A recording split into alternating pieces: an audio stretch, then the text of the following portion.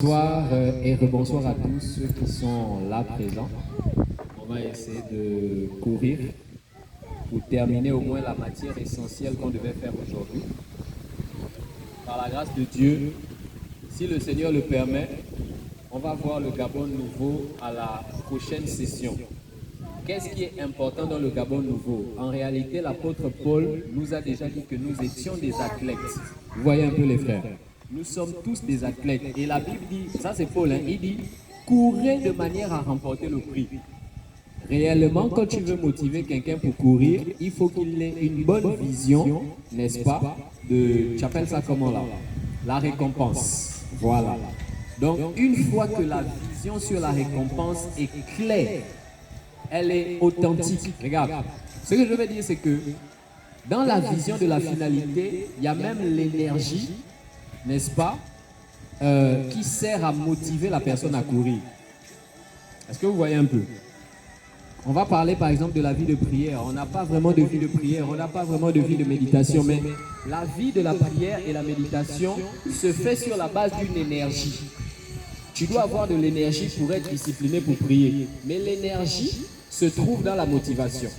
Maintenant, la motivation, c'est aussi comprendre ce que tu vas plus ou moins obtenir à la fin d'avoir mené une bonne vie de prière. Vous voyez un peu? Donc voilà pourquoi le Gabon nouveau, c'est important que l'église du Gabon ait l'image. Ok. C'est important que l'église du Gabon ait plus ou moins l'image. L'église du Gabon doit avoir l'image définitive. Une fois que le Gabon nouveau sera sur pied, ce Gabon va ressembler à quoi exactement? Il faut que cette image soit bien définie. Comme ça, l'athlète ou encore l'église aura plus ou moins la force et la motivation de courir dans le sens d'atteindre cet objectif. Donc le Gabon nouveau, c'est l'objectif. Nous avons la nouvelle saison de l'église du Gabon. La nouvelle saison, on l'a vu tout à l'heure, c'est le printemps. Le printemps, c'est le renouveau. Et on a challengé le peuple qui était là en disant à ce peuple, tant que des nouvelles choses ne prennent pas place dans nos vies, on ne peut pas avoir l'assurance d'être rentré dans une nouvelle saison. Amen. Voilà. On avait challengé le peuple par rapport à ça. Donc, pour la vision finale, qu'est-ce que le Gabon doit devenir après la nouvelle saison, lors de la belle saison, on le verra dans une session un peu plus tardive, par la grâce du Seigneur. Mais nous voulons clôturer le partage avec les éléments, n'est-ce pas, de la nouvelle saison.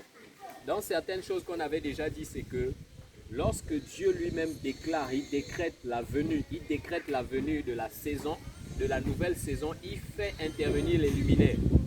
Donc ce sont les luminaires qui sont chargés de venir marquer, donc tracer que voici le début d'une ère qui commence. C'est les luminaires qui le font. Parce qu'on dit, ils placent les luminaires dans l'étendue du ciel pour marquer les temps, les époques et les saisons. Donc la marque, c'est quoi? La marque, c'est de pouvoir situer le peuple. Voici le début, voici le milieu, voici la fin. C'est les luminaires qui ont le rôle de marquer les saisons, donc marquer la période. Donc si nous voulons avoir une saison, nous avons compris qu'il faut l'intervention des luminaires. Et l'intervention des luminaires, on a vu, les luminaires c'était des étoiles, on a vu 4 types d'étoiles assez particulières et spécifiques. Premièrement, on a vu les fils de Dieu, donc ça c'était représenté par l'église directement. Donc tous les chrétiens sont des fils de Dieu, ce sont des étoiles. Jésus leur a dit que votre lumière luise. Il n'a pas dit ça à un chrétien, à un pasteur, il a dit ça à toute la communauté chrétienne. La lumière doit sortir. Vous devez être des astres. On a dit qu'un astre, c'est le corps céleste qui projette, qui produit la lumière. Il peut produire la lumière de lui-même ou bien il peut produire la lumière de manière réfléchie. C'est-à-dire, je pioche la lumière quelque part, la lumière que j'ai piochée, je la renvoie. Donc, on a vu les astres.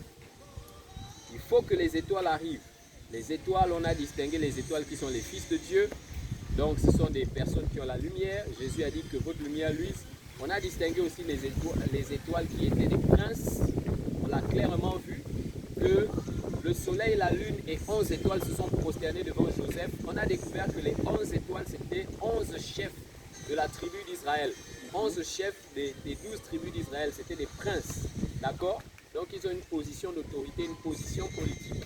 Donc un homme qui est élevé selon la position du leadership sur le plan spirituel ou politique, ou bien sur le plan économique, il peut être considéré comme étant une étoile. Parce que c'est un homme d'autorité, c'est une position de commandement. C'est un prince. Donc les princes sont aussi des étoiles. On a parlé aussi des sauveurs, de ceux qui ont le rôle d'apporter le salut ou encore la libération. Nous avons dit que Jésus apporte la libération dans le domaine de la captivité par rapport au péché. Jésus délivre les hommes du péché parce que Jean-Baptiste l'a dit.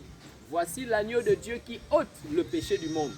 Jésus délivre les hommes du péché, il délivre les hommes de la condamnation par rapport à l'enfer. Jésus ouvre la porte pour que les hommes entrent, n'est-ce pas, dans le royaume éternel. Mais au-delà de Jésus, nous avons des personnes qui ont reçu le mandat directement de Jésus d'agir dans certains territoires comme des libérateurs, comme des sauveurs. Donc on les a appelés avec le petit nom les Machia, donc des gens qui ont la particularité de sauver. On a pris l'exemple de Joseph. Joseph, par le ministère de Joseph, il a permis que la race humaine ne soit pas éteinte. Parce qu'il y avait une grande famine qui était censée détruire tout le monde. Mais la stratégie de Joseph a sauvé l'humanité tout entière de l'extermination. Parce que la race humaine devait carrément s'éteindre. On a aussi Noé qui a permis à la conservation de la race. Voilà. Donc Noé, en construisant un bateau, en agissant, en faisant son ministère, il a sauvé la race humaine. Si Noé n'avait pas fait ce ministère-là, on ne devait plus entendre que les hommes existent encore. Parce que tout le monde devait partir dans le déluge. En ce sens, vous avez des personnes que Dieu suscite avec un mandat pour apporter le salut d'une nation, d'un quartier, d'un village, d'un territoire, d'une communauté. D'accord? Donc ces étoiles-là doivent arriver. On a aussi vu les étoiles en tant que prince, en tant que fils de Dieu, en tant que sauveur et en tant que messager.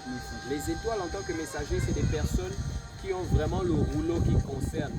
Le rouleau. Comme on l'a dit dans le samedi 21 janvier 2023, n'est-ce pas? Qu'il faut recevoir le rouleau directement du trône qui concerne justement le pays ou bien qui concerne l'église ou bien qui concerne une communauté. Il faut recevoir le rouleau qui vient du troisième ciel. Amen. Amen. Donc ces luminaires-là doivent sortir. Les princes, on va aller dans ce sens. Les luminaires doivent sortir. Quand on parle des luminaires, on parle des étoiles. Il s'agit de qui? Il faut que les luminaires viennent. Oui, mais les luminaires, c'est qui, frère? Il s'agit des messagers. Les messagers doivent commencer à sortir avec le rouleau. Les princes doivent sortir avec l'autorité. Les sauveurs doivent sortir avec le mandat de libérer de la captivité des régions. Et les fils de Dieu. Car la création attend avec un ardent désir la révélation des fils de Dieu. Parce que justement, oui, les fils de Dieu doivent faire un ministère qui va participer au salut. Là, ce n'est plus des hommes, mais de la création, la rédemption de la création. Parce que lorsque Adam est tombé, la nature aussi est tombée. Dans le relèvement d'Adam, la nature va être aussi relevée. Voilà pourquoi vous entendez parler du millénium. Dans le millénium, la nature n'est plus affectée par le péché, au point où le serpent et l'enfant peuvent jouer ensemble. Qui va restaurer ça? Ce sont les fils de Dieu. D'accord? Voilà pourquoi la création attend les fils de Dieu. Leur ministère va permettre la guérison du monde. Ce que certains vont appeler le tikkun olam, la guérison que la terre, la guérison de certaines blessures de la terre à cause du péché qui est rentré à l'intérieur. Alléluia. Donc, ces hommes-là, ces étoiles-là doivent venir. Il est important que ces étoiles paraissent. Mais maintenant, nous allons rentrer dans la partie la plus cruciale qui permet, n'est-ce pas, que les étoiles puissent arriver. Alors, c'est là où on aura justement besoin de la lecture de la parole. On va lire quelques versets. Alléluia. On aura besoin de lire un passage très important, deux passages. Non, tu peux d'abord t'asseoir, mon frère. Avant de rentrer dans les passages, on va rapidement définir des réalités qui sont très importantes pour l'apparition des étoiles. On a dit que les étoiles, c'était les anges. On a dit que les étoiles, c'était aussi les hommes, les humains. Et on leur a défini dans leur couloir les princes, les messagers, les sauveurs, les fils de Dieu. Ils doivent sortir, ils doivent venir. Maintenant, pour que ces gens arrivent, d'accord, il faut que Dieu fasse encore une autre action pour que les luminaires hommes sortent. C'est l'autre action là sur laquelle on doit maintenant s'apaisantir. D'accord? Alors, est-ce que quelqu'un peut dire l'autel? L'autel. L'autel. Très bien. Frères et sœurs, depuis que le monde est monde, depuis l'existence de la Genèse, d'accord, nos patriarches qui sont venus, ils ont œuvré, excusez-moi. Nos patriarches sont venus, ils ont marché plus ou moins avec Dieu, ils ont rencontré le Dieu véritable. On voit que dans la vie des patriarches, il y avait un phénomène qui était assez observable, c'était le fait de bâtir des hôtels. Est-ce qu'on est d'accord? Excusez-moi un moment. Nous voyons avec les patriarches la construction des hôtels. La construction des hôtels. Rapidement, voici comment nous allons définir un hôtel. Un hôtel, qu'est-ce que c'est? C'est un espace. À l'époque, c'était fabriqué avec des pierres ou avec du bois. D'accord? Plus ou moins rectangulaire ou carré. Sur cet espace-là, l'être humain venait poser une offrande. L'offrande était soumise à l'appréciation d'une divinité. Si la divinité était réjouie, dis à ton voisin réjoui. Si la divinité est réjouie, si la divinité est réjouie, la divinité ouvre son cœur pour libérer à celui qui a fait l'offrande certaines faveurs. Voilà la puissance de l'autel. Donc par l'autel, c'est un lieu d'échange. C'est un lieu de transaction entre deux mondes qui ne se touchent pas. Le monde physique et le monde spirituel. Donc quand tu veux une connexion au monde spirituel, il te faut forcément bâtir un hôtel. Parce que l'hôtel, c'est comme, je ne sais pas, c'est comme le port. Vous avez le Gabon, vous avez certains pays, on vous dit la marchandise arrive, oui, mais ça atterrit au port. D'accord? Il y a une transaction. L'hôtel, c'est le lieu de la transaction avec le monde invisible. Alors, lorsque l'individu arrive, il pose l'offrande sur l'autel. Si la divinité est réjouie, la divinité bénit l'individu en accordant des grâces, des faveurs, des bénédictions. D'accord? Donc, une fois que la divinité est réjouie là, il y a quelque chose qui va commencer à accompagner, n'est-ce pas, l'individu. Grâce, faveur, bénédiction. Donc, mes amis, ne vous étonnez pas de ce que vous voyez certains individus, ils marchent, la grâce marche avec eux, la bénédiction marche avec eux, la faveur marche avec eux. Ils sont comme l'homme de Psaume 1. Dès qu'ils touchent quelque chose, ça marche. Soyez-en sûrs que ces hommes, quelque part, ils ont un hôtel. D'accord? Et vous allez voir d'autres hommes qui marchent dans la médiocrité la plus médiocre. Ils marchent dans un tel niveau de bassesse. Et c'était le cas lorsqu'on a parlé justement de l'état de l'église. On a dit avant que le printemps n'arrive, l'église se trouve dans une condition. La condition, elle est misérable et lamentable. Tu peux être sûr d'une chose. L'homme qui marche avec la grâce, la bénédiction, la faveur, la présence, on peut être sûr que quand on fouille derrière lui, il y a un autel en bon état adressé à la bonne divinité.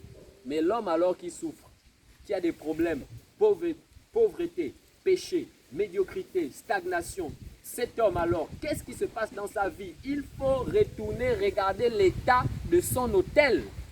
Même si l'autel est adressé à la bonne divinité, il se peut que l'autel ait pris de l'herbe. Il se peut que l'autel ait pris de la poussière.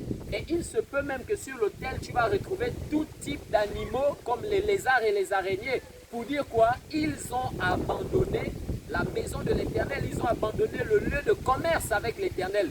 Ils ont abandonné le lieu de l'échange. Voilà pourquoi le Seigneur est irrité. Est-ce que vous me comprenez, mes frères? Donc, vous comprenez que nous avons besoin dans la nation gabonaise de l'émergence des hommes. On a cité clairement ces hommes dans la première partie d'aujourd'hui. Les princes, on en a besoin. Les messagers, on en a besoin. Les fils de Dieu, on en a besoin. Les sauveurs, on en a besoin. Mais ces hommes, en réalité, ces hommes doivent venir de la part de Dieu directement. Vous ne créez pas une association pour fabriquer un prince en croyant qu'il va être efficace pour régler les problèmes du pays.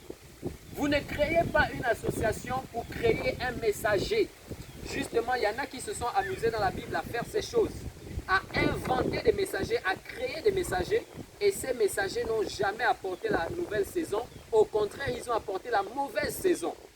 Parce que ce n'étaient pas des messagers qui sortaient de Dieu, qui venaient de Dieu, c'était des messagers créés par les besoins de la foule. Ils sont venus apporter beaucoup plus de ténèbres dans l'église, C'est d'eux qu'on a parlé tout à l'heure. Hein. Quand on disait qu'il y a des gens qui ouvrent la porte de l'église pour faire entrer les démons en masse. Et ils font ça parce que la plupart de nous, les croyants, on n'a pas les yeux ouverts. Mais ce temps s'arrête au nom de Jésus. Donc, vous voyez qu'en réalité, un messager doit sortir de Dieu. Un messager doit venir du Père. Et c'est ce que le Seigneur Jésus, en tant que le messager principal, le messager de la nouvelle alliance, le messager des meilleures promesses, le messager de la vie éternelle, le messager de la nouvelle Jérusalem céleste, le messager du monde invisible, le royaume de Dieu, celui qui ouvre la porte pour laisser un peuple rentrer dans le royaume de Dieu, le messager des messagers, Jésus de Nazareth, pour avoir un impact sur les gens qui étaient païens, les transformer et les faire entrer dans le royaume. La Bible nous dit clairement que ce messager qu'on appelle Jésus, il dit « Je suis sorti directement de Dieu ». Alléluia. Ce qui signifie que vous ne fabriquez pas les messagers. Vous ne fabriquez pas les princes. Vous ne fabriquez pas les étoiles. Dieu lui-même crée une étoile. Il façonne une étoile. Il forme une étoile. Il donne la forme à l'étoile. Il donne la quantité de lumière, la quantité de brillance. Il donne la direction à l'étoile, le ministère, l'autorité avec laquelle l'étoile doit travailler. Et lorsqu'il le fait, au temps convenable, il relâche l'étoile. Alléluia. Amen. Voilà. Donc, nous parlons de l'autel et nous parlons de comment le messager sort. Alors, pour avoir ces différents messagers, ces différents luminaires dont l'église du Gabon a besoin, nous allons étudier rapidement, ce sera une lecture assez rapide, mais nous allons voir la vie de quelques personnes dans la Bible. Je tiens à ouvrir une parenthèse rapidement. La conférence sur la nouvelle saison de l'église du Gabon ou encore le printemps de l'église du Gabon. Si vous êtes avec nous sur la page du mouvement des jeunes visionnaires pour le réveil du Gabon, vous allez voir que cette conférence-là, l'aboutissement de cette conférence, au-delà de parler du Gabon nouveau qui naîtra par l'émergence de certaines personnes que le Seigneur va susciter, au-delà de parler du Gabon nouveau, le printemps de l'église du Gabon ou encore la nouvelle saison de l'église du Gabon, l'aboutissement c'est de faire venir les Eche Homo. Ça, qu'on ne vous trompe pas dessus. Eche Homo doit sortir. L'homme qui vient régler un problème dans un domaine clé doit sortir. Et ce sont ces personnes-là aussi qui sont des étoiles, qui sont des luminaires. Ce sont des Eche Homo. Alléluia. Alors, revenons sur l'autel. On disait l'autel, un individu arrive, il prend une offrande, il met l'offrande sur l'autel et il regarde la divinité. La divinité trouve plaisir dans l'offrande. La divinité bénit, n'est-ce pas, l'homme qui a fait l'offrande avec toutes sortes de bénédictions. Et souvent, lorsque la divinité est suffisamment satisfaite, elle peut libérer parmi les grâces, faveurs, bénédictions, elle peut bénir en donnant des hommes. Dis avec moi des hommes. Des hommes. Alléluia.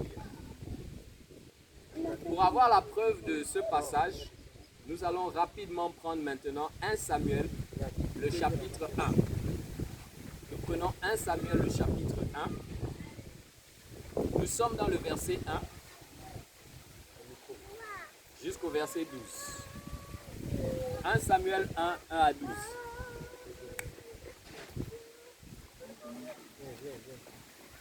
« 1 Samuel 1, 1 à 12. » Les messagers, les hommes qui sont les sauveurs, les hommes qui sont les princes, les hommes qui sont, n'est-ce pas, les libérateurs et tout ça. Pour que ces hommes viennent, ces hommes, pour qu'on obtienne ces hommes, regardez une histoire d'une femme qui s'appelle Anne. Allons-y ma soeur. Amen. 1 Samuel chapitre 1, à partir du verset 1. Il y avait un homme de Ramathaïm, Sophim, de la montagne d'Éphraïm, nommé Elkana. Elkana, il y avait un homme qui s'appelait Elkana. Fils de Jéroam, fils d'Éliu, fils de Tom, fils de Tchou, Éphrasien. Très bien. Il y avait deux femmes dont l'une s'appelait Anne Alors, Elkana a deux femmes. Il a une femme qui s'appelle Anne et l'autre Pénina. et l'autre s'appelle Pénina. Pénina avait des enfants, Pénina, la femme d'Elkana, a les enfants. mais Anne n'en avait point. Anne n'a pas d'enfants. Chaque année, Chaque année, se montant montait de sa ville à Silo, Elkana monte de sa ville pour aller à Silo, à Silo, justement. pour se prosterner devant l'Éternel des armées Il va se prosterner devant le Seigneur. et pour lui offrir des sacrifices. Alléluia, le principe de l'offrande, d'accord? Vous voyez ici l'autel, l'offrande, il va offrir des sacrifices. Amen, allons-y. Là se trouvaient deux fils d'Élie, Là se trouvent deux fils d'Élie, Ophni et Ophni Phinée, et Phiné, sacrificateurs de l'Éternel. sacrificateurs de l'Éternel. Le jour où Elkana offrait son sacrifice, Elkana est en train d'offrir le sacrifice. il donnait des portions à Pénina, Il donne les portions à Pénina, sa femme, et à tous les fils et à toutes les filles qu'il avait d'elle. alléluia. Mais il donnait à Anne une portion double. Il donne à sa deuxième femme, Anne. Je ne sais pas si Anne était la première ou la deuxième, mais la Bible nous dit qu'il donne à Anne une double portion. Alléluia. Car il aimait Anne. Il aimait Anne. Elkana était amoureux de sa femme. Oh Seigneur. Que nous retrouvons encore dans l'église des hommes qui sont amoureux de leur femme. Amen. Il y en a qui ont dit que l'amour entre l'homme et la femme, c'est pendant 3 ans seulement. Je prophétise qu'après 10 ans de mariage, il y a des hommes qui vont dire à leur femme, je suis amoureux de toi. Au nom de Jésus. Je Amen. prophétise ces choses. Amen. Alléluia. Il y a des hommes qui sont amoureux de leur femme. Le temps ne fait que passer, tu es toujours amoureux et tu prononces à ta femme, chérie, je suis amoureux de toi. Je suis naze de toi. Que ces Amen. mots reviennent dans les foyers. Oui, parce que le premier amour fait partie des choses à conserver. Dans le premier amour, on voyait les hommes faire des poèmes. On voyait des hommes dire des belles choses. On voyait des hommes, n'est-ce pas, couvrir leurs femmes avec beaucoup de fleurs. Ça, c'est le premier amour. Mais après 20 ans de vie commune, ça devient rare. Que ces choses reviennent au nom de Jésus. Amen. Alléluia. Donc, Bonsoir. Elkana aime sa femme. Allons-y. Car il aimait Anne, Il aimait Anne. que l'Éternel avait rendue stérile. L'Éternel l'a rendue stérile. Sa rivale lui prodiguait des mortifications Mhm. pour la porter à s'irriter de ce que l'Éternel l'avait rendue stérile. Très bien. Et toutes les années, Mhm. il en était ainsi. Très bien. Chaque fois qu'Anne montait à la maison de l'Éternel, Chaque fois que Anne montait à la maison de l'Éternel, Pénina la mortifiait de la même Pénina la manière. mortifiait. Alors elle pleurait et ne mangeait point. Elle pleurait et ne mangeait point. Donc on voit déjà une Anne qui monte quasiment chaque année dans la présence du Seigneur et elle va finir par se recueillir dans la présence du Seigneur en pleurant et en jeûnant à cause de sa situation. Allons-y. Elkana, son mari, lui disait, Mhm. Anne, Anne, pourquoi pleures-tu? Anne mon amour, Anne la femme de ma vie, Anne je t'aime. Ne vaux-je pas pour toi? Allons-y. Et ne manges-tu pas? Mhm. Tu pleures et tu ne manges pas. Pourquoi ton cœur est-il attristé? Pourquoi ton cœur est attristé? Est-ce que je ne vaux pas pour toi mieux que 10 fils? Est-ce que je ne vaux pas pour toi mieux que 10 fils? Le mari, gloire au Seigneur, il était très attentionné par rapport aux soupirs, aux soucis et aux désirs profonds du cœur de sa femme. Voilà pourquoi il savait où était le problème précis. C'était le problème de fils. Elle n'avait pas eu un enfant, elle n'avait pas eu un fils. Quand on parle même d'enfant, vous savez qu'il y a le fils et la fille qui peuvent être des enfants, mais là, l'accent est mis sur le fait d'obtenir un fils. Anne n'avait pas de fils et ça a causé une grande douleur, ça a causé un grand chagrin dans son cœur. Ce chagrin, ce fardeau, cette douleur a porté Anne à se déplacer quasiment presque tout le temps et aller pleurer au temple. Aller pleurer, n'est-ce pas, au lieu du sacrifice, au lieu de l'offrande. D'accord? Elle pleurait quasiment tout le temps.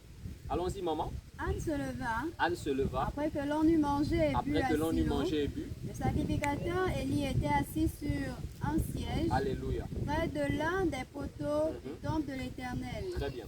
Et l'amertume dans l'âme, Mhm. elle pria l'Éternel et versa des pleurs. Elle prie l'Éternel, elle verse des pleurs. Elle pria l'Éternel et versa des pleurs. Amen. Elle fit un vœu en disant à l'Éternel, Mhm. Éternel des armées, Zambe na bomoy. si tu daignes regarder l'affliction de ta Si tu servante, regardes le poids et le fardeau que j'ai dans le cœur, si tu te souviens de moi, si tu penses à moi, s'il te plaît, mon Dieu, on a dit que tu aimes tout le monde. et n'oublie point ta servante, Si tu ne m'oublies pas, si tu ne m'abandonnes pas dans cette situation, et si tu donnes à ta servante un enfant mâle, si tu donnes à ta servante un enfant mâle, si tu donnes à ta servante un fils, alléluia, je le consacrerai à l'Éternel je le consacrerai à l'Éternel pour tous les jours de sa vie, tous les jours de sa vie. et le rasoir ne passera point sur sa tête. le rasoir ne passera pas sur sa tête. Alléluia.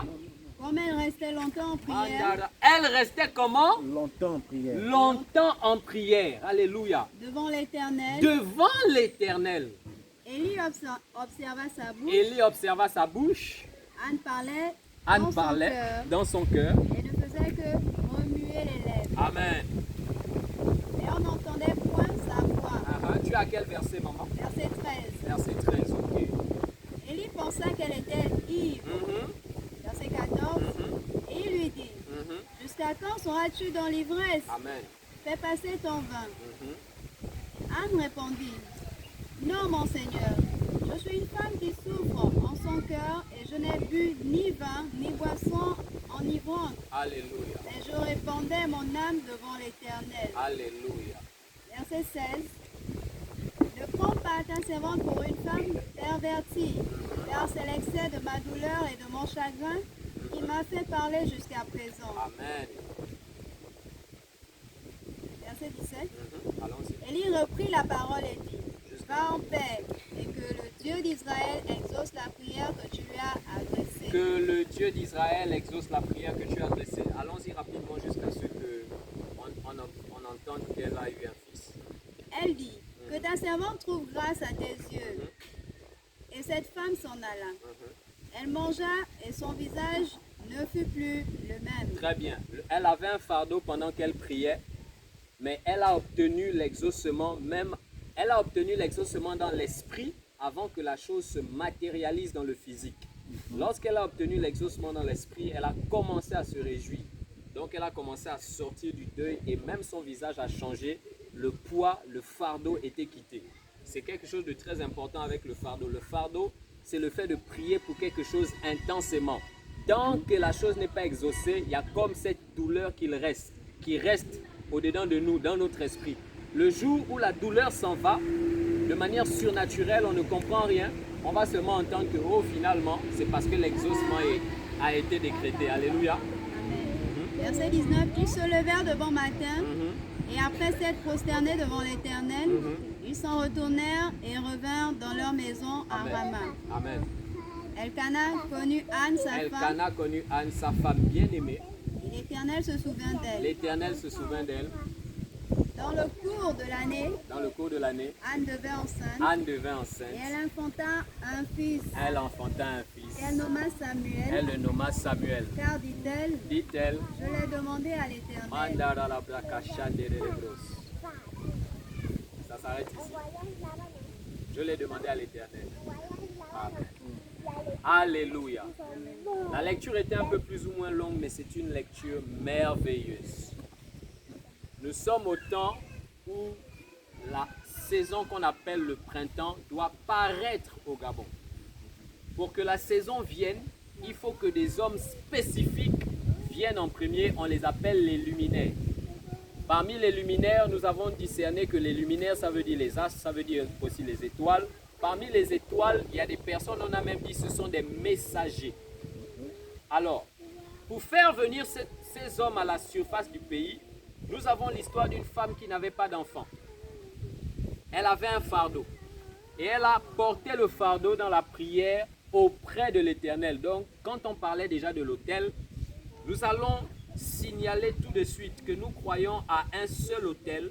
C'est l'autel qui est adressé à la divinité principale, Elohim, le Dieu d'Abraham, d'Isaac et de Jacob.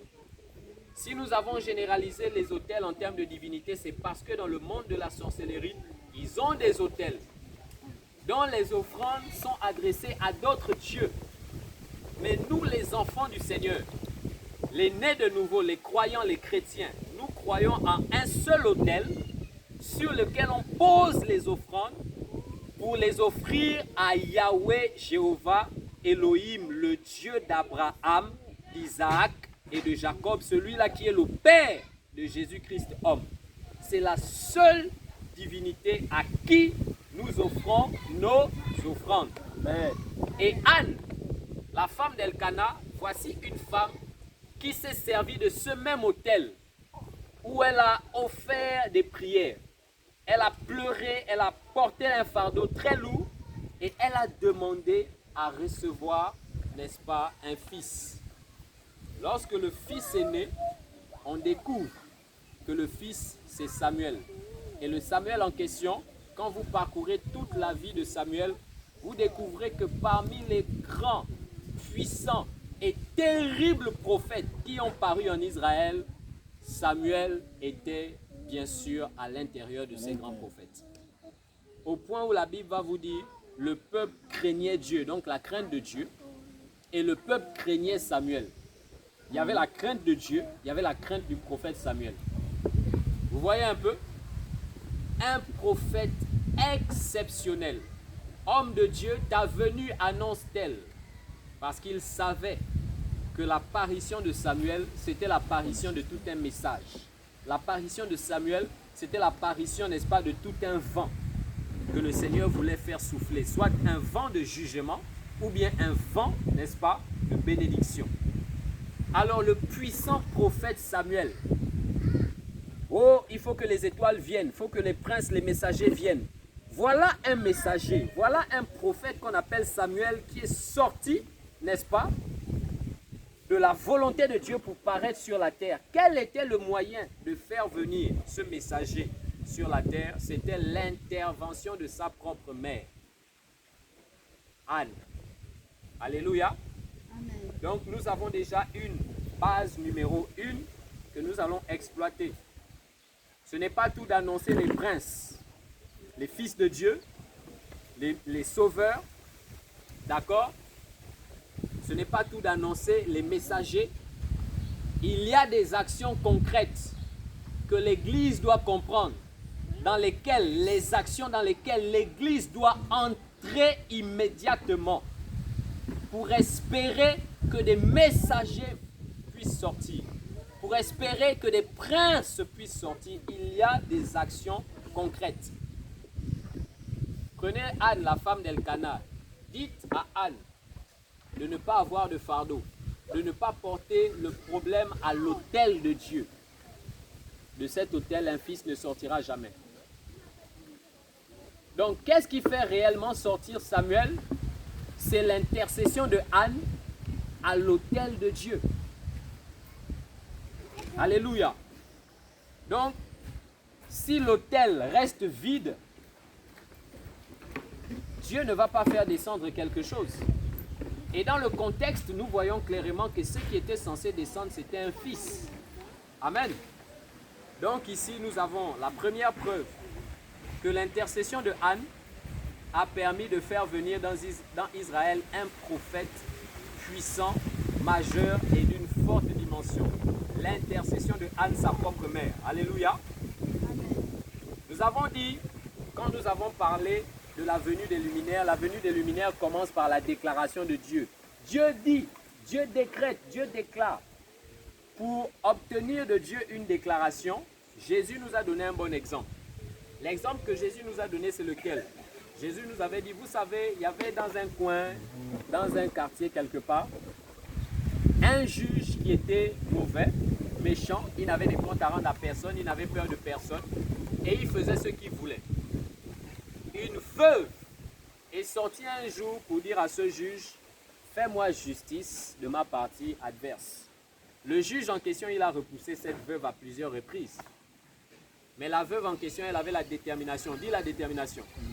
Elle avait un zèle immense. Et vous allez, quand on va progresser, on va rentrer dans la partie finale de cette explication, vous allez savoir d'où vient la détermination souvent. Frères et sœurs, vous qui m'écoutez en ligne, regardez très bien. Vous allez vous reconnaître dans ce que je vais dire. Vous commencez la prière, pendant un temps après vous abandonnez. Vous êtes constant dans le jeûne, pendant un temps après vous lâchez. Ça se casse. Il y a quelque chose qu'il va falloir découvrir. Je dis, je bénis Dieu pour ces messages parce que Dieu cherche à soulever le Gabon et à mener le Gabon à un niveau où vous n'avez pas idée. Où les vies de prière seront propres et potables, la consécration sera propre et potable et nous tous, nous allons manger les fruits de l'homme de Psaume chapitre 1. Amen. Alléluia. Amen. Regardez quelque chose. La veuve, Jésus donne l'exemple pour dire, il y a ce juge qui n'a peur de personne, il fait ce qu'il veut. Mais la veuve a réussi à faire fléchir le cœur du mauvais juge. La veuve a réussi à faire fléchir. Et ça, c'est, n'est-ce pas, le carburant que les intercesseurs doivent attraper. Le juge peut être dur comment. Oui. Jésus nous a donné un secret pour qu'il réussisse à fléchir. Ce qui signifie que les luminaires doivent arriver sur la base de la déclaration de Dieu. Même si on vous apprend que Dieu a une main dure, Dieu a du mal à prendre le stylo pour signer le décret, la veuve peut pousser Dieu à signer le décret, que Dieu le veuille ou pas.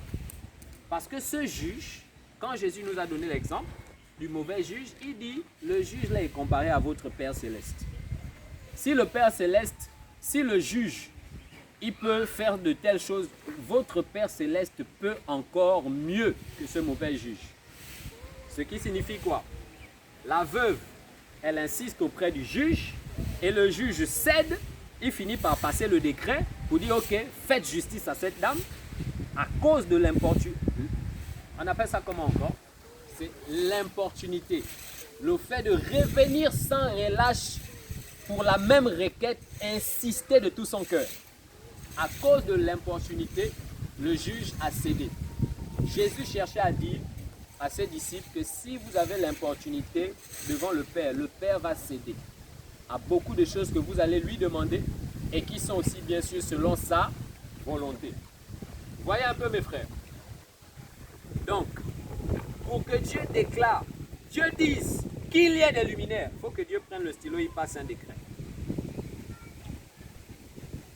Et qui peut faire ça? Ce sont des personnes qui rentrent dans l'intercession avec l'importunité de cette veuve qui a perturbé le juge au point où le juge a dit, bon ok d'accord, c'est vrai que personne ne me fait peur, mais comme c'est ce qu'elle veut, passez-moi la loi que ce qu'elle veut soit accordé.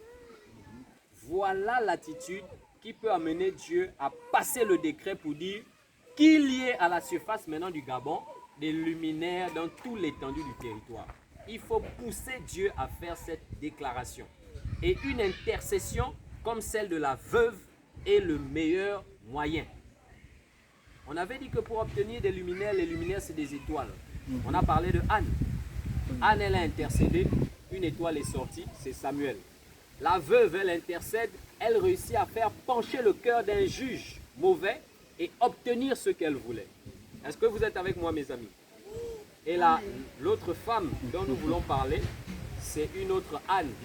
Donc, il y a quelque chose d'assez particulier dans le prénom Anne. Apparemment. Apparemment, les Anne, ce sont les femmes qui prient. Et elles obtiennent des choses incroyables. Parce qu'en réalité, si vous êtes au courant des prophéties sur l'église du Gabon, on avait dit au Gabon que le Seigneur nous a donné le manganèse, le pétrole, le bois. Il nous a donné beaucoup de richesses. Les autres pays peuvent vanter les richesses du Gabon mieux que les Gabonais eux-mêmes. Je vous dis la vérité. Tu peux voir un étranger, quelqu'un qui n'est pas forcément Gabonais, il vient au Gabon, il va te dire, mais est-ce que tu sais qu'au Gabon, vous avez tel. Toi-même, le Gabonais, tu es étonné. En termes de richesse, nous avons tout. Dis à ton voisin, nous avons tout. Nous avons tout. Mais où sont les hommes capables de bien gérer ces richesses? C'est la pièce maîtresse. La pièce maîtresse de tout le puzzle que nous n'avons jamais eu. Des hommes dignes et des hommes capables. Donc nous sommes dans une situation où la nouvelle saison, le réveil du Gabon, vient avec l'arrivée des hommes maintenant qu'il faut. La vraie richesse, c'est l'homme. La vraie richesse, ce n'est pas le pétrole. Il y a des pays qui ont le pétrole comme le nôtre et toute la population est pauvre. Pourquoi? Parce que, mais comment est-ce que les hommes de ce pays gèrent le pétrole? C'est mal géré. Avec le pétrole que nous avons, je ne sais pas, là, à côté à Port-Gentil, plus de la moitié de la population de cette nation pouvait vivre dans des meilleures conditions. Oui. Mais comme la gestion est mauvaise, comme les partenariats sont des partenariats du vol, de l'escroquerie, où les richesses du pays, j'avais appris, je ne sais pas si mes statistiques sont bonnes, vous allez me pardonner, j'avais appris que parfois, dans l'exploitation des richesses, les richesses sont les richesses du Gabon, on exploite les richesses du Gabon et le pays étranger qui exploite va ramasser près de 70% de tout le bénéfice et il donne au pays 30%. Qu'est-ce qu'on va faire avec 30%? Tu viens, tu coupes le bois chez moi, tu vas exploiter ça chez toi et tu revends le bois. Et quand tu revends le bois, si tu revends le bois à 5 000, toi-même tu manges 4 000, tu me donnes 1 000 francs, mon propre bois. Et tu me vends chez moi. Est-ce que vous vous rendez compte des alliances, d'accord, des accords, où vous ne sentez pas l'esprit de la justice? Voici des choses qui ont manqué au Gabon. Les richesses sont là, mais les hommes intègres, les hommes justes qui utilisent ces richesses et qui les partagent équitablement, il n'y en a pas. Donc en réalité, la vraie richesse d'un pays, c'est l'homme ou des hommes intègres. Alléluia.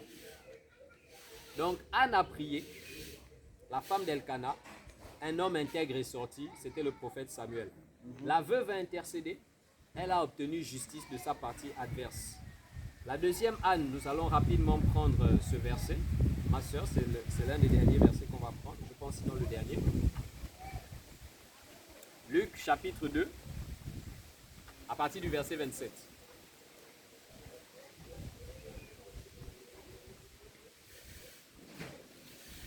Luc chapitre 2, verset 27. Très bien. Il vint au temple, poussé par l'Esprit. Lis le verset 26, s'il te plaît, ma soeur. Verset 26. Il avait été divinement averti par Verset le Saint-Esprit. Verset 25. Et voici, il y avait à Jérusalem Il y avait à Jérusalem un homme appelé Simeon. un homme qui s'appelle Siméon. Il faut bien noter ça.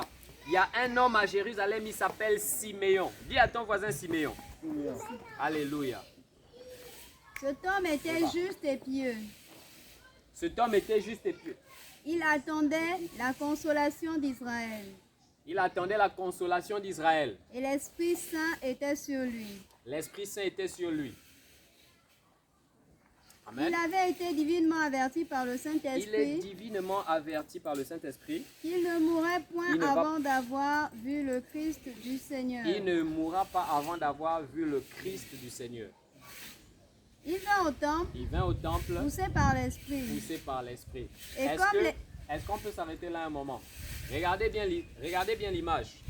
On est dans Jérusalem, on est dans Israël, il y a un homme qui s'appelle Siméon.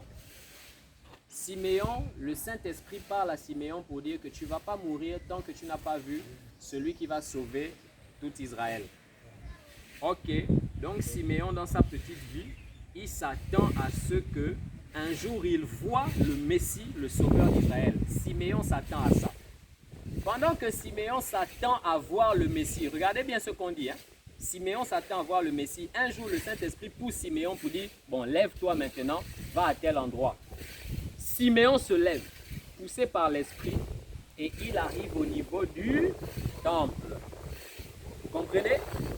Donc Siméon s'est levé sous la conduite de l'Esprit pour aller dans le temple, pour rencontrer quelqu'un. Allons-y, maman. Et comme les parents apportaient le petit enfant, Les Jésus, parents, justement, Siméon vient pousser par l'Esprit. Ah, je ne sais pas pourquoi j'assiste à la réunion d'aujourd'hui. C'est bizarre, je ne sais pas pourquoi j'assiste à la réunion d'aujourd'hui. Il y a aussi un couple qui passe avec un petit bébé qui sont censés venir présenter aujourd'hui. Le Saint-Esprit avait planifié la rencontre entre Siméon et le petit bébé. Amen. Très bien, allons-y. pour accomplir à son égard ce qu'ordonnait la loi. Amen. Il le reçut dans ses bras, Siméon reçoit le petit bébé dans ses bras. bénit Dieu et dit, Siméon bénit Dieu et dit, maintenant Seigneur, maintenant Seigneur, tu laisses ton serviteur ton s'en serviteur aller en peut paix, mourir en paix. selon ta parole, Selon ta parole. car mes yeux ont vu ton salut. Mes yeux ont vu ton salut. Salut que tu as préparé devant tous les peuples. Lumière pour éclairer les nations. Lumière. Dis à ton voisin lumière. Regardez. Siméon soulève un petit bébé. Il regarde le petit bébé. Il dit le petit bébé lumière. Ce qui prouve encore que les luminaires, souvent, ce sont des êtres physiques. Amen. Ne vous attendez pas à voir des étoiles qui se baladent partout dans la nuit. Les luminaires que l'église du Gabon attend, ce sont des hommes, des êtres humains. 2 yeux, 2 oreilles, 2 pieds, le nez, la bouche, l'esprit, l'âme, le corps. Amen. lumière. Vous voyez, le petit bébé est une lumière, selon les déclarations d'un homme rempli du Saint-Esprit. Il attrape le bébé, il dit, le bébé là, c'est la lumière. D'accord? Allons-y.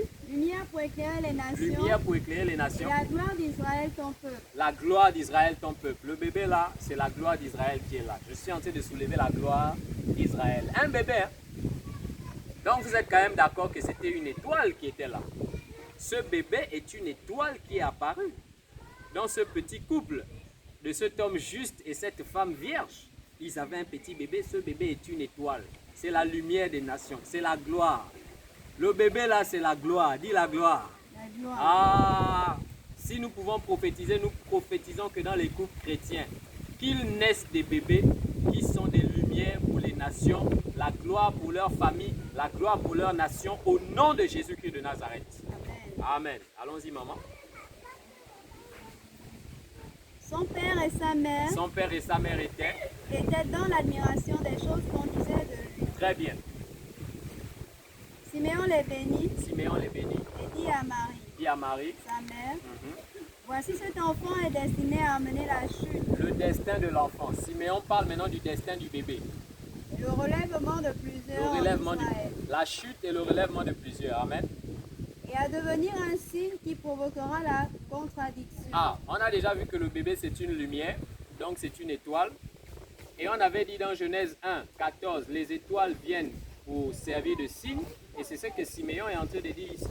C'est un bébé, c'est une lumière, c'est la gloire, mais c'est aussi, ce bébé-là est un signe qui?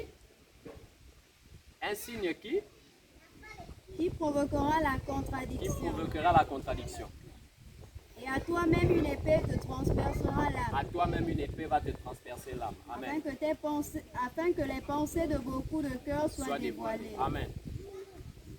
Il y avait aussi une prophétesse, Amen. C'est là où maintenant ça devient intéressant. Anne, fille de Phanuel. Arrêtons-nous là. Tout le scénario se fait avec Siméon. Tout le scénario, c'est Siméon qui est plus ou moins l'acteur, qui vient rencontrer le petit bébé qu'on appelle Jésus, qui est l'étoile, qui est la gloire. Mais au moment où Siméon arrive, voici ce que la Bible nous dit de manière claire. Il y avait aussi une prophétesse,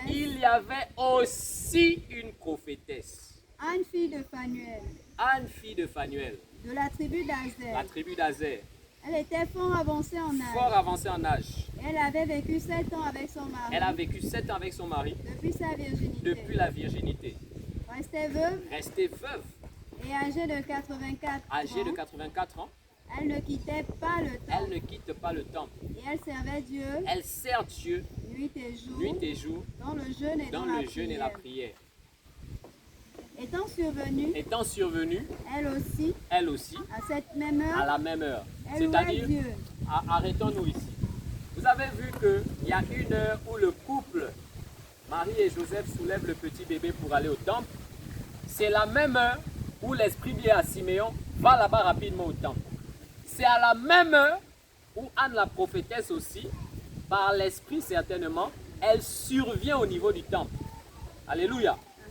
Voilà pourquoi vous comprenez que c'est une rencontre de 3 personnes organisée par le Saint-Esprit. Siméon doit rencontrer le bébé, Anne la prophétesse doit rencontrer le bébé. Pourquoi Anne la prophétesse? On nous parle de sa vie et pourquoi elle doit rencontrer le bébé. Allons-y. Et elle parlait de Jésus à tous ceux qui attendaient Elle parlait de Jésus à tous ceux qui attendaient la délivrance de la Jérusalem. délivrance de Jérusalem. Elle parlait de Jésus à tous ceux qui attendaient la délivrance de Jérusalem. Donc, pour comprendre l'histoire de Anne la prophétesse, on doit déjà se rendre compte que nous sommes plus ou moins dans la saison de Ichabod. Ichabod, ce qui signifie que dans tout Jérusalem, la gloire est partie. Il n'y a plus de gloire. La présence de Dieu, les miracles comme au temps de Moïse, comme au temps d'Élie, comme au temps, n'est-ce pas, de Josué, ça a complètement disparu. La gloire de Dieu qui était sur les chérubins, d'accord, au niveau de l'arche, la gloire de Dieu reposait là. L'arche était gardée par les Juifs. Cette gloire qui descendait continuellement au niveau d'Israël, cette gloire était partie. Plus de prophètes, plus de voix de l'Éternel, plus de songes, plus de visions. La parole de Dieu ne retentissait plus. Alors, c'est à cette période-là justement que Israël est tombé dans les moments sombres, où il n'y a pas la voix de l'Éternel, il n'y a pas de songe, pas de vision, pas de prophète. Donc ce moment de vide a créé plus ou moins une soif. D'accord? Ce vide a créé plus ou moins une soif, mes amis. Et la soif qui a été créée a donné au peuple d'attendre, d'être plus ou moins secouru. D'accord? Et quand le peuple attendait de manière à être secouru, on nous dit que Anne, la prophétesse, elle attendait aussi la même chose. Elle parlait de Jésus à tous ceux qui attendaient la délivrance de Jérusalem. La délivrance de Jérusalem. Donc il y a plusieurs personnes qui attendent la délivrance de Jérusalem. Et Anne, la prophétesse, elle paraît au temple, elle voit Jésus, elle sort de là, elle rencontre dehors les gens qui attendent la délivrance de Jérusalem, elle leur parle d'un bébé. Alléluia. Amen. C'est très important de saisir cette partie. Une prophétesse, dis à ton voisin prophétesse. Elle voit que les gens attendent la délivrance. Dis la délivrance. La délivrance. Dis aussi que le peuple gabonais veut la délivrance. Le peuple gabonais veut la délivrance exactement comme les Juifs voulaient la délivrance. Maintenant, une prophétesse vient parler aux gens qui veulent la délivrance d'un bébé. Nous, on veut la délivrance. Qu'est-ce que tu as à nous parler d'un bébé? Il y a quel lien entre la délivrance d'Israël et le bébé?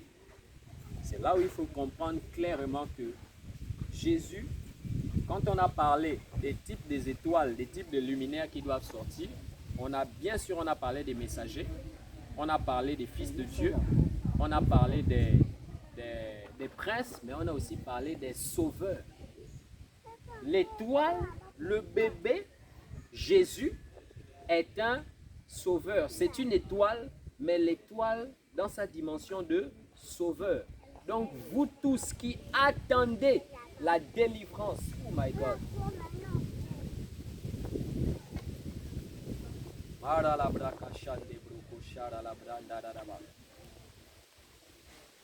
Vous tous qui attendez la délivrance de Jérusalem, je vous parle d'un bébé.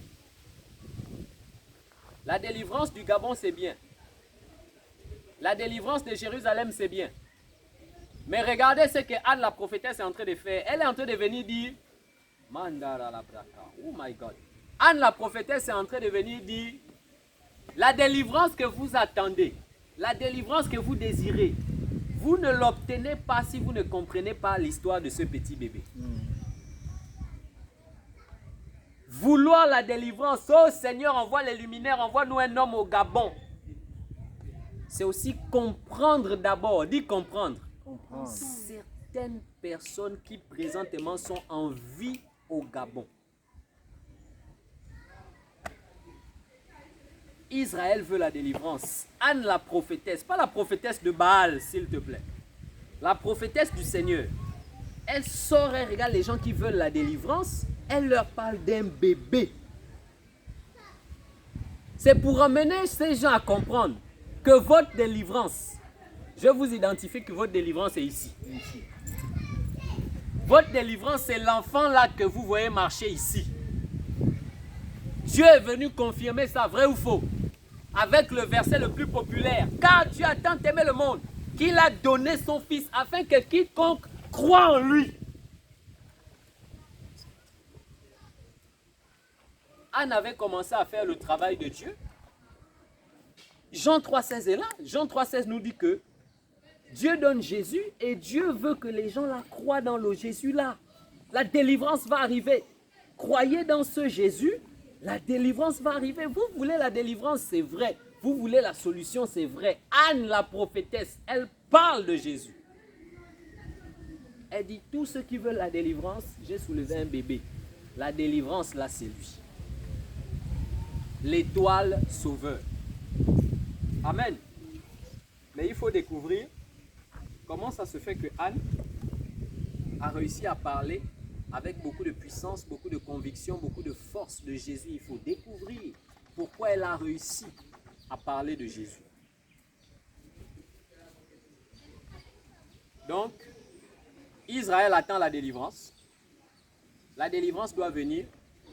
Anne sert à situer justement les enfants d'Israël que la délivrance qui arrive, elle arrive, oui, mais elle est de ce côté. Voilà le rôle de Anne. Si on vous dit par exemple, il y a une prophétie qui dit, ah, le Seigneur va susciter au Gabon un prophète, le Seigneur va susciter un jeune ou un groupe de personnes. Il y a des jours, je vous dis la vérité, c'est Anne qui est bien placée pour venir vous parler de ces gens-là, que le Seigneur veut susciter.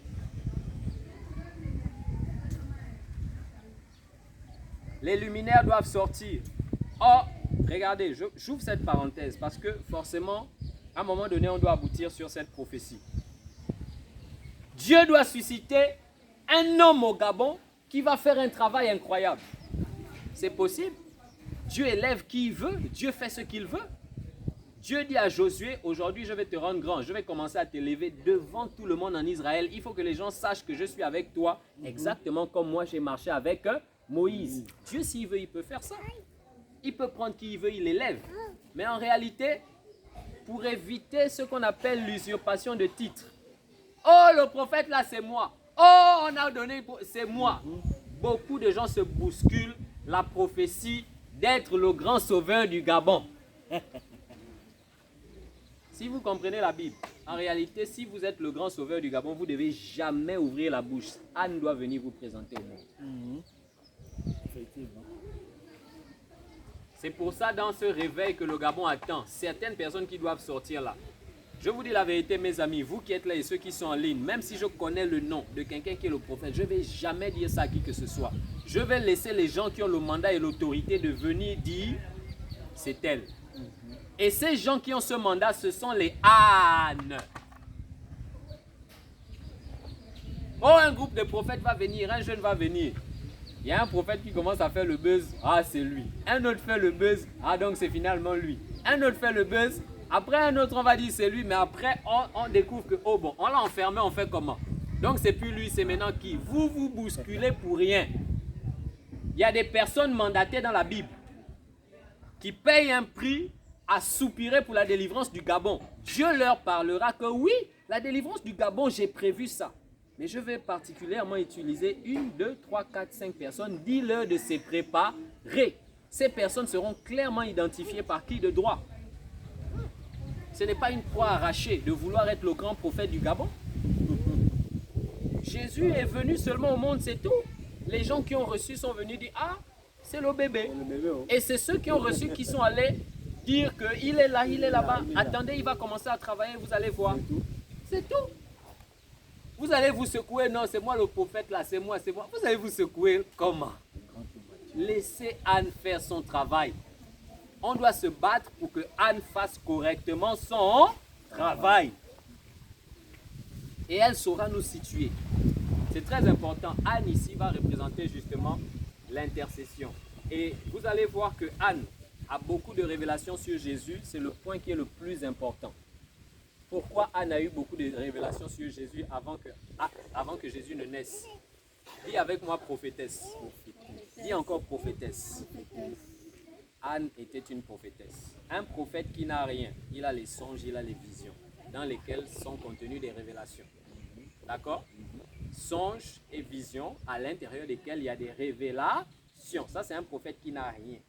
Un vrai prophète de Dieu basique, quand il n'a rien, il a au minimum les songes et les révélations. Maintenant, quand il est dans un niveau beaucoup plus supérieur, Dieu enlève les songes, Dieu enlève les révélations, les prophéties. Dieu se révèle directement, bouche à bouche, yeux dans yeux. Voilà pourquoi Dieu va vous dire que Dieu va parler à un groupe de personnes que Dieu essayait de réprimander. Il disait, mais les prophètes qui sont chez vous, qui prophétisent par moi, bien sûr, quand je veux me révéler à eux, je leur donne des songes, des visions, des révélations, et ils se battent pour décoder, pour trouver le sens. Ça, ce sont les prophètes basiques, parce qu'ils n'ont pas accès à une dimension de moi. Mais Moïse, ce n'est pas comme ça. Moïse, je ne jette pas un songe embrouillé et je dis, trouve toi-même l'énigme. Non, Moïse, mon prophète Moïse, c'est un autre niveau. Je déchire le voile, je déchire la révélation, je me révèle tel que je suis, je lui parle clairement. Donc il a dépassé le niveau des prophètes basiques. Donc un prophète basique, il a les songes, visions, prophéties, révélations. Amen. Quand on te dit que Anne c'est une prophétesse, Voici ce que tu dois comprendre. Anne opérait dans le domaine des visions. Elle a beaucoup prié pour la délivrance d'Israël. Elle a consacré toute sa vie à prier pour la délivrance d'Israël. Et vous savez ce qui s'est passé? Pendant que Anne était à genoux dans la prière pour vision, j'aimerais que vous attrapez bien cette partie. Pendant que Anne était à genoux dans la prière, vision, elle se retrouve dans Israël 15 ans plus tard, 20 ans plus tard. Elle voit un jeune homme marcher dans Israël qui est en train de faire des signes, des prodiges et des miracles. Parce que c'est une prophétesse. Tu ne peux pas dire que tu restes dans un coin, tu jeûnes, tu pries, Dieu ne te montre pas des choses. Dieu a montré plein de choses qui concernent un jeune homme. Voilà pourquoi, comprenez maintenant aujourd'hui, voilà pourquoi la vie de prière de Anne ne s'est jamais arrêtée. Voilà le grand secret. Elle a prié, elle a commencé à voir des choses. Elle a prié, elle a vu beaucoup plus de choses. Comment la vie de Anne, comment sa vie de prière a progressé? Elle commence à prier pour le salut d'Israël. Elle prie pour le salut d'Israël. Quand elle a suffisamment prié, Dieu estime que bon, c'est le moment de lui donner une révélation. Dieu arrive, Dieu lui dit, ok, comme tu pries pour le salut d'Israël, effectivement je vais sauver Israël, mais je vais susciter quelqu'un qui va venir faire un travail. Ça, c'était la première fois. Après, Dieu s'en va. D'accord? Anne continue dans la prière. Le même ange qui apporte la révélation à Anne, il dit à Anne, ok, l'enfant que je vais susciter, il va naître spécialement ici. Un autre jour, l'ange vient avec une autre révélation. Quand l'enfant va naître, voilà ce à quoi il va ressembler quand il aura 2 ans, 3 ans, 4 ans. Quand elle prie encore, elle va voir l'enfant à 12, 13 ans, 14 ans. Quand elle prie encore, elle va voir l'enfant à 15, 20 ans, 25 ans. Quand elle prie encore, elle va voir l'enfant à 30, 31 ans, 32 ans, 33 ans. Donc s'il y a une chose que vous devez savoir, d'accord? S'il y a une chose que vous devez réaliser, avant que Jésus-Christ physique ne naisse, Anne avait tout le rouleau de qui il était. Oui. Elle a vu en vision, en songe, clairement qui il était avant qu'il ne naisse. Elle avait toute sa vie. Anne peut arriver au temple, voir un petit bébé, elle peut dire à sa mère, un jour, quand il aura 5 ans, tu vas voir qu'il va faire ça. Ça va s'accomplir. Quand elle a payé le prix dans la prière, c'était pour 2 choses. Avoir la révélation sur la personne de Jésus qui doit arriver et payer justement le prix pour que celui qu'elle voit dans le spirituel, est-ce que vous êtes avec moi? Il faut payer un prix pour que celui qu'elle voit dans le spirituel vienne maintenant dans le physique. Voilà pourquoi vous allez vous rendre compte que le jour où Jésus est né physiquement, elle a couru pour venir voir ce qu'elle avait toujours vu dans les vies, dans les visions. Donc, comment est-ce que Jésus arrive? En réalité, Jésus, la naissance de Jésus de manière physique, il est le produit de l'intercession de Anne. Anne avait une vie. Premièrement, c'était une femme vierge. Dans sa virginité, elle s'est mariée. Lorsque son mari est décédé, elle est restée veuve. La virginité et le fait de rester veuve, ça te parle déjà de la femme dans un certain état de pureté. Anne, c'était une femme pure. Quand on parle de la pureté ici, on parle aussi de la sanctification. Voilà la vie de Anne. Quel était son style de vie? Anne ne quittait jamais le temple. Et tout le temps, elle était dans le temple, dans le jeûne et la prière. Est-ce que ça ne vous rappelle pas l'homme de Psaume 1? Parce que la Bible nous précise que Anne, elle est dans le jeûne et la prière jour et nuit. C'est écrit dans la Bible. Vous allez vérifier dans la Bible, vous allez voir. Jour et nuit, elle sert Dieu. Elle sert Dieu dans le temple jour et nuit, dans le jeûne et dans la prière. L'homme de Psaume 1, il reste au pied de la parole jour et nuit. Anne, elle prie jour et nuit. Est-ce que vous me comprenez? Anne, elle était vierge et elle est restée veuve, donc elle avait une vie pure. Anne avait un style de vie. Son style de vie, sa façon de vivre, c'était l'attachement au temple. le jeûne et la prière jour et nuit, ce qui signifie qu'elle avait de la profondeur à l'intérieur de la consécration. Amen. Anne avait un fardeau. Son fardeau le plus pesant, c'était de voir le peuple d'Israël libéré. Dis libéré. Son fardeau, c'était de voir le peuple d'Israël, les Juifs, libérés. Donc, quand elle s'enferme dans le temple, jour et nuit, prière, prière, prière, jour et nuit, prière, prière, prière, son fardeau là, c'est quoi? C'est le réveil, c'est la délivrance du peuple d'Israël. Voilà comment des visions, des révélations ont commencé à fuser dans son esprit pour qu'elle sache comment la délivrance qu'elle veut là. Voici comment ça va se faire. Parce qu'elle était prophétesse, n'oubliez pas. Alléluia. Donc son fardeau, c'était la délivrance de Jérusalem. Et durant ces prières, justement, la prophétesse avait des songes, elle avait des visions et elle avait des révélations. Donc elle a clairement vu dans l'esprit que quand elle priait, elle recevait des révélations sur un homme qui devait venir. Elle voyait les différents aspects de la vie de cet homme qui viendra. Et à force de recevoir des révélations prophétiques, des éclairages sur le jeune homme, sur sa venue, elle a persévéré jusqu'à ce que le jeune homme vienne. Amen. Voilà.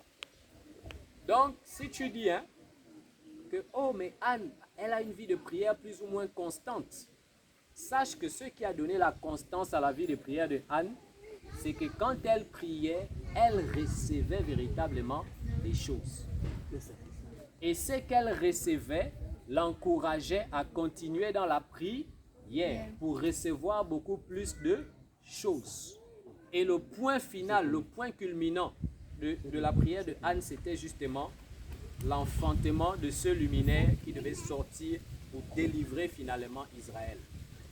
Alléluia. Amen. Donc, nous allons résumer et c'est par là que nous finissons cette partie. Lorsque vous voulez que les luminaires viennent, on nous a donné l'exemple de Anne, la femme d'Elkana. Lorsque nous voulons que des luminaires viennent, on nous a donné l'exemple de la veuve importune. Lorsque nous voulons que des luminaires viennent, nous avons Anne, la prophétesse. L'intercession de Anne, sa vie et son niveau de consécration, ces choses-là ont permis à ce qu'elle puisse enfanter de manière physique. S'il te plaît, dis enfanter physiquement. Enfanter physiquement le luminaire principal. Et c'est la raison pour laquelle on a parlé de l'autel au début. On a dit l'autel, qu'est-ce que c'est l'autel? Tu dois bâtir quelque chose de clair. Quelque chose de vraiment clair. Caïn avait un autel. En ce temps-là, Abel offrit quelque chose à l'Éternel. Caïn offrit aussi quelque chose. Ce qui signifie que Caïn avait un autel. Mais nous avons clairement vu que l'autel de Caïn, ça a déplu à Dieu. Et l'exaucement il n'y avait pas d'exaucement. Anne, la prophétesse, elle a bâti un autel. Elle a dit, l'autel que je bâtis là, cet autel, j'offre des prières, j'offre des sacrifices, j'offre des offrandes. En retour, je veux que la divinité principale agisse de manière à sauver tout le pays. La divinité principale a dit, ok, je vais sauver le pays, mais en envoyant une étoile au milieu de vous. Donc, qui est véritablement la mère spirituelle de Jésus-Christ de Nazareth? C'est Anne, la prophétesse. Jésus est venu au monde à cause de l'intercession de Anne. C'est l'intercession de Anne, les prières, les sacrifices de Anne.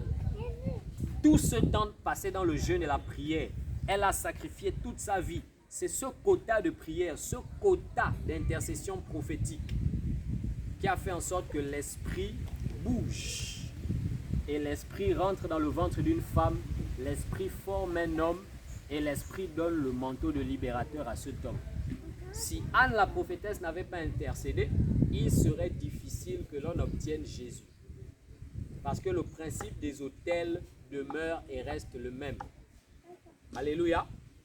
Rien ne peut descendre du ciel. Rien ne peut descendre du ciel lorsque rien n'est monté vers le ciel. Pour que Jésus descende, qu'est-ce qui est monté? Les jeûnes, les prières, l'intercession prophétique, les pleurs, les larmes, toute la vie de la prophétesse Anne. Alléluia. C'est par là qu'on a obtenu Jésus de Nazareth, le luminaire principal. Maintenant, mes amis, on a déjà terminé. Ça, ce sont les annonces de la fin parce que nous sommes toujours dans l'onction prophétique. Nous sommes aujourd'hui, je ne sais pas si quelqu'un a une idée de la date précise. Nous sommes dimanche le 29. Nous sommes dimanche le 29 janvier 2023. En l'an 2022, précisément au mois d'août, août 2022, nous avons eu un grand séminaire qui était intitulé « Homme né de l'Esprit ». À l'intérieur de ce séminaire, par la grâce de Dieu, le mouvement des jeunes visionnaires pour le réveil du Gabon a prophétisé la venue du plus puissant mouvement de sanctification que le Gabon va connaître. Ce mouvement n'a rien à voir avec ce qu'on a connu jusqu'à présent. C'est un autre mouvement. C'est un nouveau mouvement. C'est une nouvelle sanctification. D'une autre forme, d'une autre grandeur et d'une autre profondeur. Alléluia. Ce mouvement, le mouvement des jeunes visionnaires pour le réveil du Gabon, on a prophétisé sur le mouvement de la sanctification. Nous étions en août 2022. En décembre 2022, un homme au nom de Jacques Malouma, l'archevêque Jacques Malouma, m'a personnellement appelé et il avait décidé de venir faire une grande conférence ici au Gabon. Il a donné une grande conférence de 4 jours sur la glorification des saints et il a établi l'église Parole de Grâce Libreville qui se trouve au niveau d'Akanda.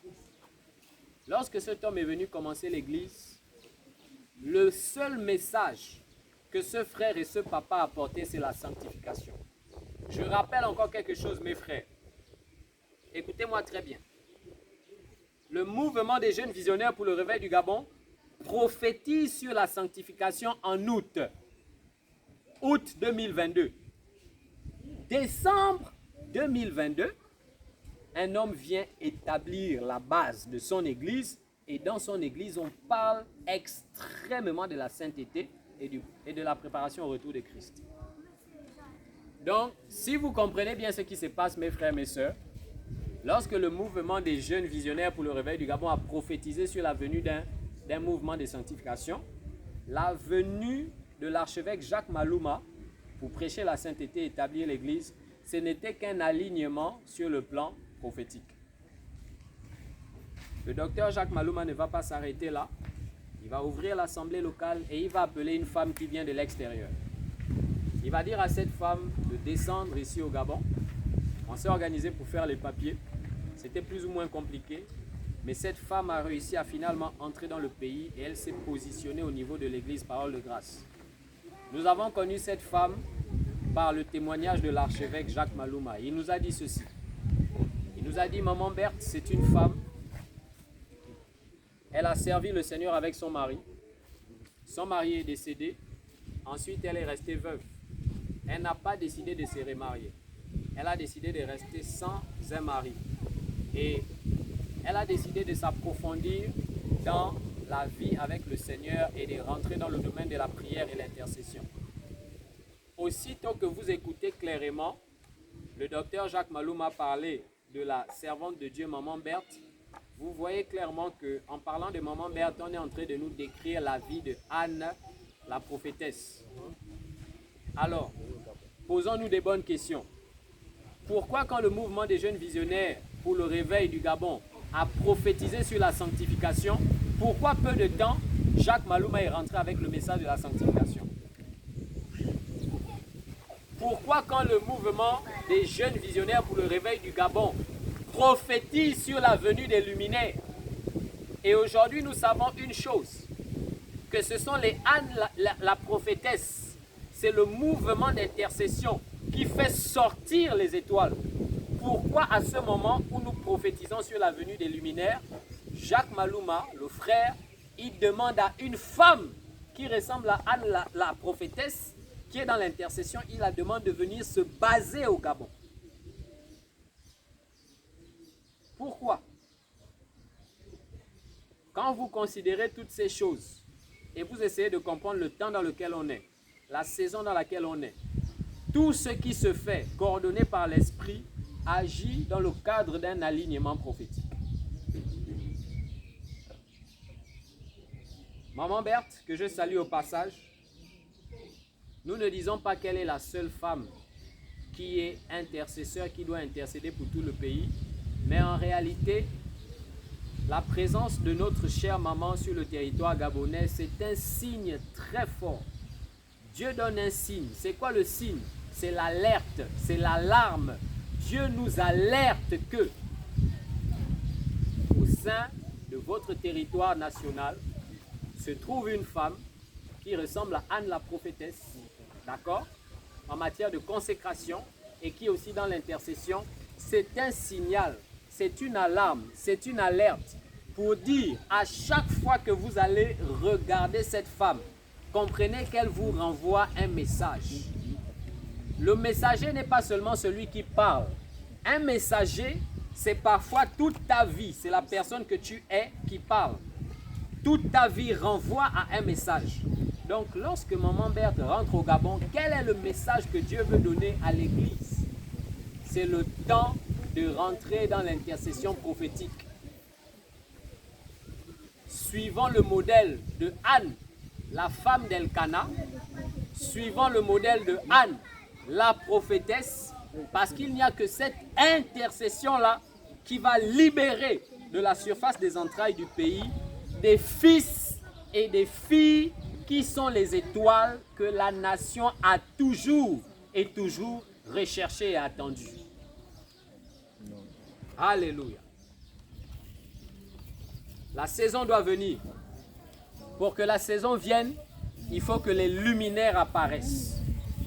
Pour que les luminaires apparaissent, Dieu suscite le mouvement d'intercession prophétique avec l'esprit de Anne la prophétesse.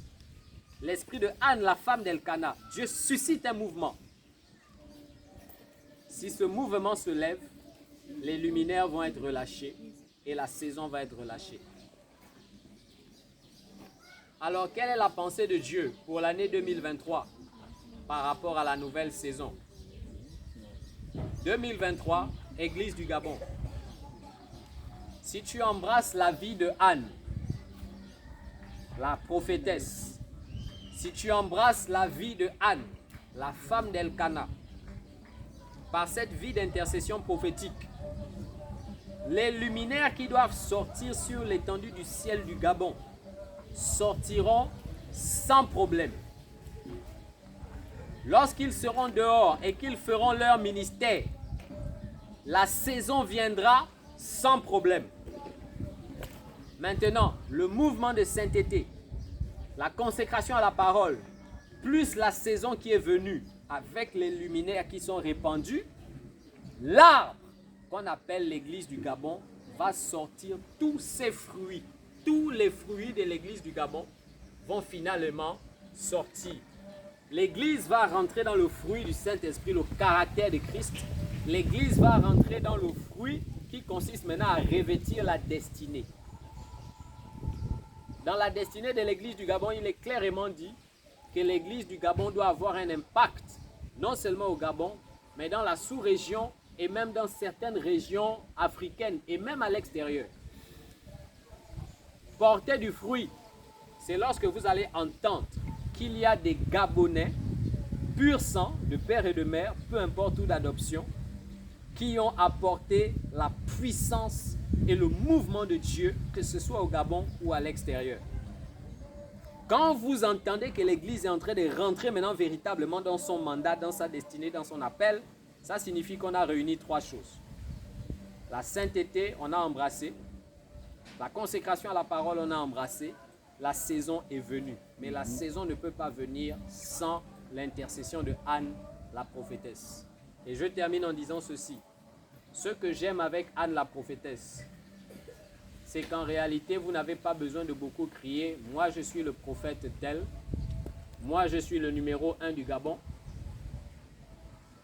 Je suis le seul prophète à qui Dieu va parler au Gabon. Non, vous n'en avez pas besoin. Une fois que le mouvement des prophétiques d'intercession se lève, on saura exactement. Ces hommes et ces femmes qui sont dans l'intercession vont savoir exactement qui sont les acteurs. Qui sont les hommes et les femmes suscités par Dieu pour jouer un rôle majeur. Ce qui signifie que quand on parle de l'homme qu'il faut à la place qu'il faut, Anne la prophétesse, par sa vie d'intercession, de consécration et ses révélations, elle a le pouvoir de dire ceci. L'homme que vous voyez à gauche, prenez-le, placez-le ici. Cet homme-ci, enlevez-le, placez-le là-bas. Parce que les Anne, la prophétesse, d'accord, ceux-là qui sont dans le mouvement d'intercession, ils ont des révélations claires sur la position de chacun à jouer, sur le rôle que chacun doit jouer par rapport au réveil de toute la nation. Que pouvons-nous retenir de ce partage, frères et sœurs? Nous allons retenir une seule chose. En 2023, toute l'Église, pas seulement Maman Berthe. Maman Berthe, elle est un signal fort et un signal majeur, ok. Mais en 2023, toute l'Église du Gabon doit rentrer dans une forte intercession prophétique afin de susciter des luminaires.